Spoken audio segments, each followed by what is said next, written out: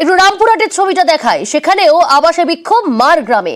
আবাসে বাড়ি না পাওয়ার অভিযোগ বঞ্চিতদের। রামপুরহাটের ব্লক অফিসের সামনে তারা আজ বিক্ষোভ দেখায়। আবাস তালিকায় যোগ্যরা অনেকেই তাদের নাম বাদ গিয়েছে এমনটা দাবি করছেন স্থানীয়রা। বলছেন তারা যোগ্য, কিন্তু তা সত্ত্বেও তাদের নাম বাদ গেছে। অক্ষয় রয়েছে প্রতিনিধি। অক্ষয়, স্থানীয় বাসিন্দারা নির্দিষ্টভাবে ঠিক কি অভিযোগ করছে, আর কেনই বা যোগ্য হলেও তাদের নামটা বাদ চলে গেল? তারা তো যোগ্য বলে দাবি করছেন নিজেরা।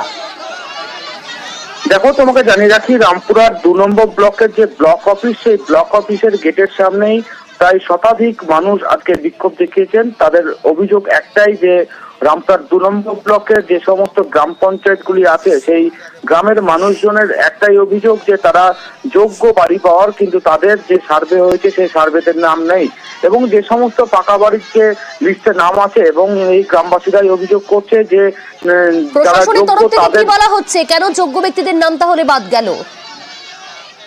দেখো, ব্লক আধিকারিকের তরফ থেকে আশ্বাস দেওয়া হয়েছে বিষয়টি তদন্ত করে দেখা হবে, এবং যে নতুন যে সার্ভে, সেই সার্ভে বিষয়টি মাথায় রাখা হয়েছে এবং তাদের আশ্বস্ত করা হয়েছে যাতে যাদের নাম বাদ গেছে এবং তাদের সার্ভেতে নাম ঢোকানো যায়, সেই সমস্ত বিষয়ে আশ্বাস দেওয়া হয়েছে। তবে গ্রামবাসীদের অভিযোগ যে তারা যোগ্য হয়েও তাদের কিন্তু সেই লিস্টে নাম নেই, এবং যারা যোগ্য না তাদের কিন্তু এই লিস্টে নাম আছে, তেমনটাই অভিযোগ করছে গ্রামবাসীরা। বেশ,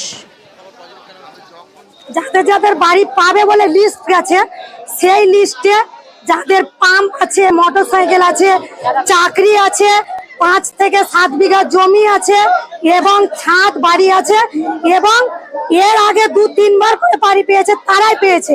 আর আমরা যারা বাড়ি বাদ গেছি 22 জুন, তারা কেউ কিচ্ছু পাইনি। আমার অভিযোগ যে আমাদের গ্রামে 150টা বাড়ি, তার মধ্যে সার্ভে হওয়ার পরে 17টা বাড়ি এসছে।